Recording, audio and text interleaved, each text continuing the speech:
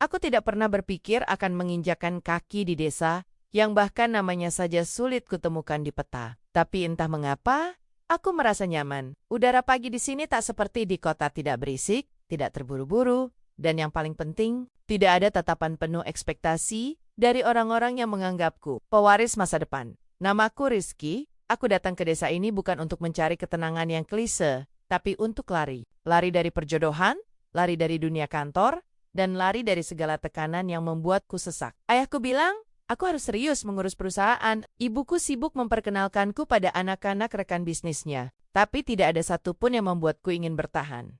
Hari itu, aku berkendara tanpa arah dan berakhir di sebuah gubuk kecil di pinggir sawah. Pelang kayunya bertuliskan, Warung Kopi Sari. Sederhana, tapi entah kenapa, aromanya menggodaku hingga aku parkir dan duduk di bangku panjang yang terbuat dari bambu tua. Masnya baru ya di sini. Suaranya lembut tapi tegas. Saat aku menoleh, aku melihatnya perempuan muda dengan rambut pendek sebahu, mengenakan kaos lengan panjang dan celana. Bahan sederhana. Wajahnya tidak terlalu menor, tapi matanya entah kenapa bikin deg-degan. Kelihatan ya kalau aku bukan orang sini? Tanyaku sambil tersenyum kecil. Dia mengangguk sambil tertawa. Tawanya ringan, jujur, biasanya tamu baru kelihatan dari cara duduk dan cara menatap sawah. Aku hanya tersenyum lagi. Nama kamu siapa? Sari. Jawabannya singkat. Tapi setelah itu, dia langsung membalik badan dan mulai menyiapkan kopi. Beberapa menit kemudian, dia datang membawa gelas kopi hitam dengan aroma kuat yang menyentuh hidung lebih dulu, sebelum menyentuh lidah.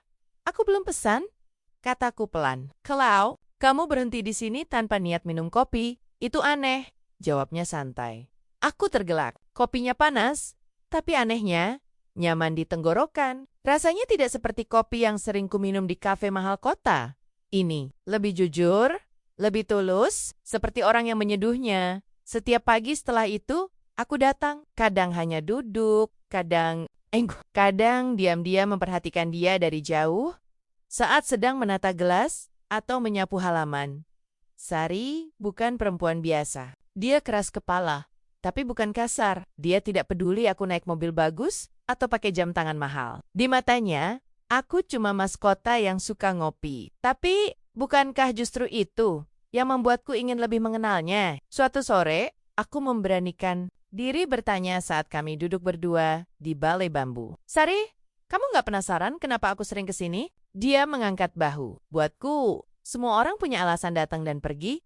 Aku nggak perlu tahu kenapa kamu datang. Aku cuma bakal ingat cara kamu memperlakukan orang selama di sini. Jawaban itu seperti menamparku halus. Di kota, orang selalu menanyakan, kerja di mana, tinggal di mana, punya apa. Tapi di sini, di depan Sari, semua itu tidak berarti. Dan justru karena itu, aku mulai takut. Takut suka, takut nyaman, dan lebih dari itu, takut dia menolakku. Aku pikir Sari hanya perempuan desa biasa. Tapi cara dia bicara, cara dia memilih kata, dan bagaimana dia menatap orang terlalu dewasa untuk seseorang yang katanya hanya penjual kopi. Apa kamu pernah kuliah? Tanyaku tiba-tiba suatu hari. Dia menoleh sambil tersenyum samar. Aku pernah sekolah, tapi aku memilih pulang. Hidup terlalu rumit kalau terus dikejar gelar dan gelar. Jawaban itu lagi-lagi membuatku ingin tahu lebih banyak. Siapa sebenarnya Sari? Kenapa dia terasa berbeda? Dan kenapa aku semakin tidak bisa berhenti memikirkannya? Hari-hari berlalu dengan cepat. Tanpa terasa, sudah lebih dari 2 minggu aku rutin datang ke warung Sari.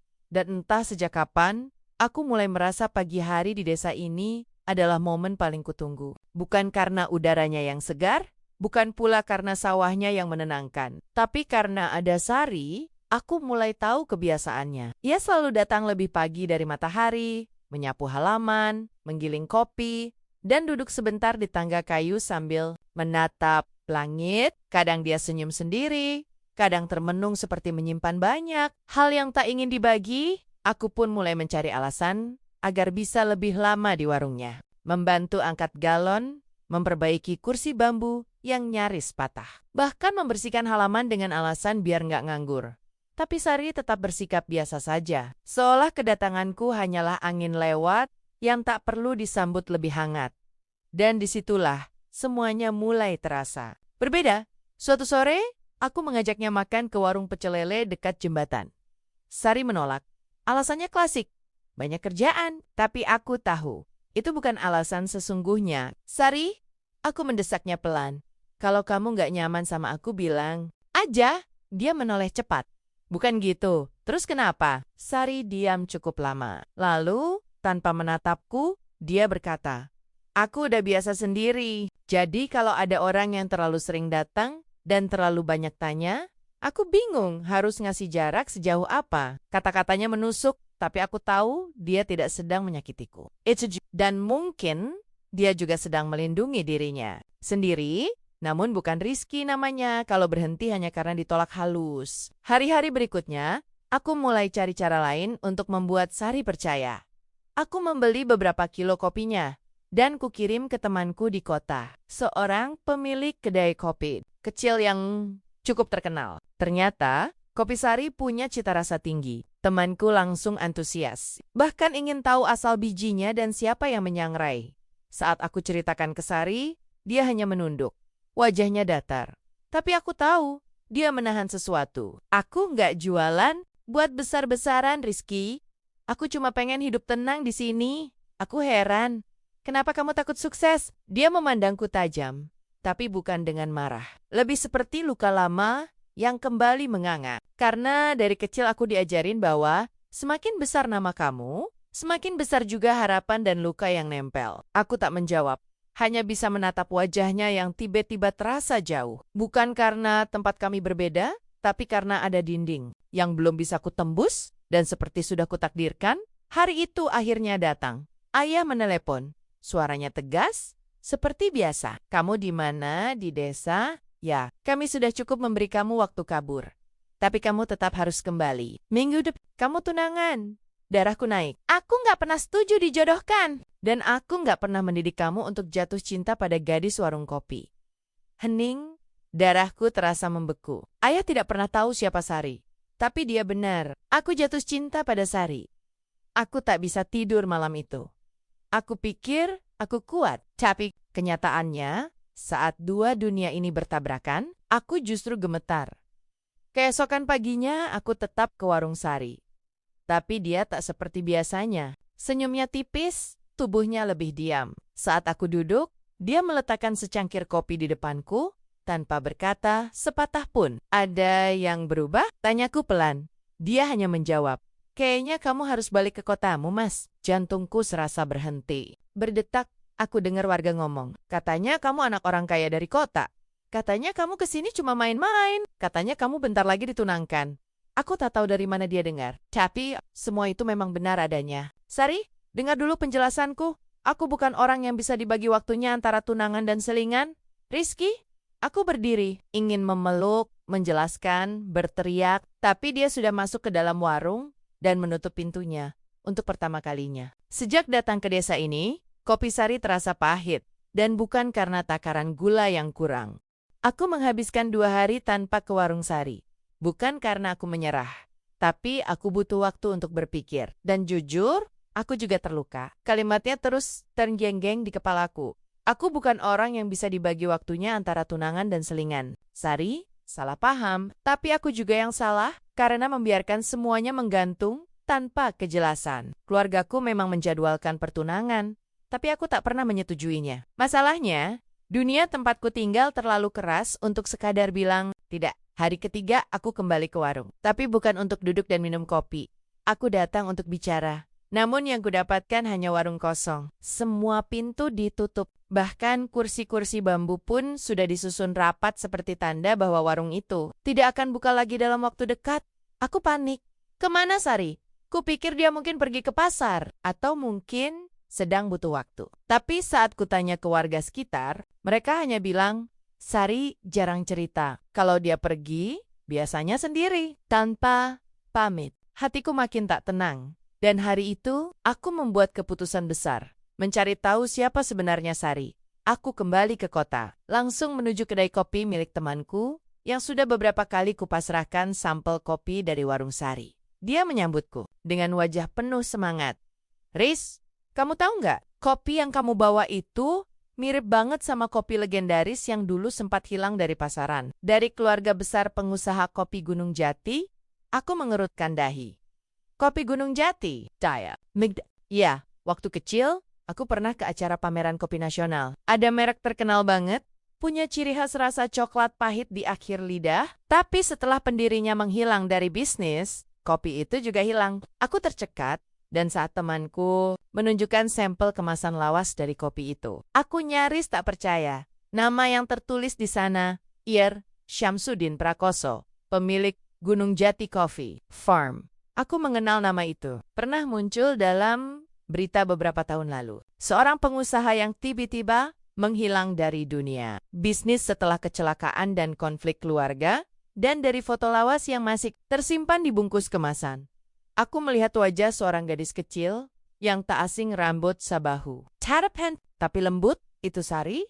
Jadi selama ini, Sari bukan sekadar penjual kopi pinggir sawah. Dia pewaris sah dari salah satu merek kopi legendaris yang pernah jadi kebanggaan Indonesia. Dia bukan gadis desa biasa. Dia adalah anak pengusaha besar yang memilih menghilang dari hingar-bingar dunia bisnis dan memilih hidup tenang. Dadaku sesak. Bukan karena dia berbohong, karena aku tahu dia tidak pernah berbohong. Hanya aku yang terlalu sibuk menilai dia dari permukaannya dan mengira hanya aku yang menyimpan rahasia. Aku pulang malam itu dengan kepala penuh tanya. Kenapa Sari sembunyi? Kenapa dia memilih hidup sederhana? Dan apakah aku masih layak mencintainya saat tahu kami ternyata berasal dari dunia yang sama? Keesokan paginya, aku kembali ke desa. Warungnya masih tutup. Tapi kali ini, aku tidak menunggu di depan. Aku mendatangi rumah kecil di belakang warung yang ku tahu adalah tempat tinggalnya. Pintu diketuk pelan. Tak ada jawaban. Ku ketuk lagi. Sari, aku tahu siapa kamu. Lama tak ada sahutan. Tapi akhirnya, pintu itu terbuka perlahan. Sari berdiri di baliknya, mata sembab. Kamu udah tahu. Aku mengangguk. Tak ada gunanya berpura-pura. Dia menarik napas dalam. Aku nggak pernah niat bohong, Rizky. Aku tahu. Jawabku pelan. Dia bersandar di kusen pintu. Ayahku dulu dipaksa menjual semua saham ke keluarganya sendiri setelah kecelakaan. Aku dan ibu memilih pergi dari semuanya. Aku enggak mau hidup dengan warisan kebencian dan perebutan. Aku cuma mau hidup tenang. Tapi ternyata orang kayak aku nggak pernah bisa benar-benar sembunyi, ya. Aku mendekat. Kamu tahu apa yang paling bikin aku jatuh cinta? Dia menatapku diam-diam. Bukan karena kamu anak pengusaha, bukan karena kopimu enak, tapi karena kamu jadi satu Satania, orang yang menatap aku sebagai manusia biasa, pewaris, bukan target. Dan aku ingin melakukan hal yang sama untuk kamu. Sari terdiam lama, lalu air matanya jatuh. Tapi kali ini bukan air mata kesedihan. Aku cuma takut, Rizky. Takut kamu mencintaiku hanya setelah tahu siapa aku sebenarnya. Aku menggeleng. Aku mencintaimu bahkan sebelum tahu nama lengkapmu. Tapi cinta tak pernah cukup jika tak diperjuangkan. Dan meski kami saling tahu isi hati, dunia di luar sana tidak sesederhana itu. Warung Sari akhirnya dibuka kembali. Tapi kali ini, dengan tatapan baru dari warga yang mulai curiga, gosip mulai beredar tentang siapa Sari sebenarnya. Tentang aku yang anak kota, tentang hubungan yang katanya cuma main-main. Dan satu pertanyaan besar mulai muncul. Kami bertahan saat semua orang menuntut untuk kami menyerah. Namaku masih terdengar setiap pagi di warung Sari. Tapi kali ini bukan karena aku duduk di bangku bambu menunggu kopi hangat, melainkan karena aku mulai jadi bahan bisik-bisik warga.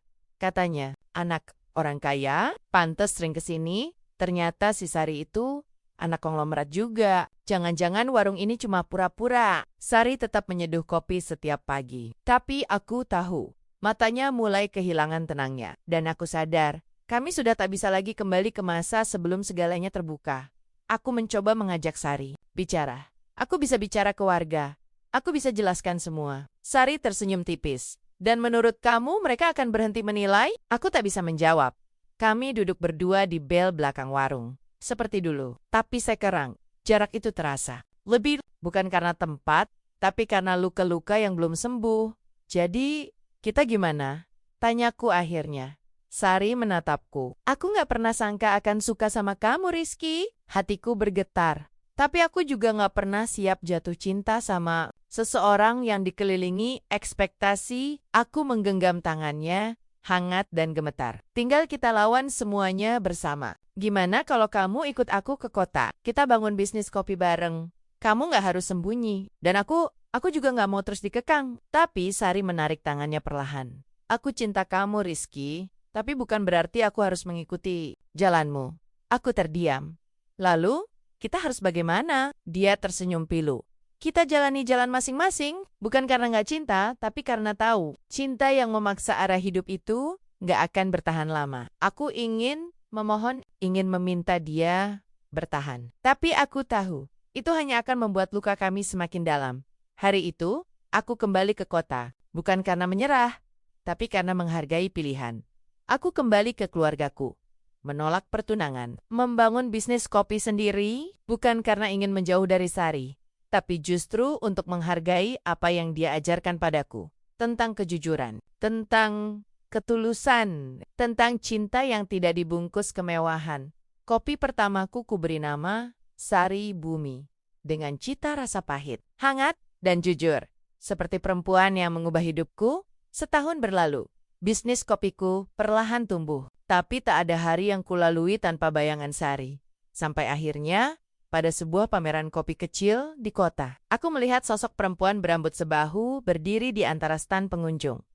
Dia tersenyum. "Masih jualan kopi?" tanyanya. Aku nyaris tak bisa bicara. Kamu datang?" Sari mengangguk. Aku sadar, lari bukan solusi. Aku juga punya cerita, dan aku siap berbagi. Kalau kamu masih mau jalan bareng. Aku tertawa kecil. Aku nggak pernah berhenti berharap kamu datang. Hari itu, aku menggenggam tangannya lagi. Tapi kali ini, bukan untuk menahan, melainkan untuk berjalan bersama. Bukan sebagai pewaris. Bukan sebagai anak pengusaha, tapi sebagai dua hati yang akhirnya memilih pulang pada cinta.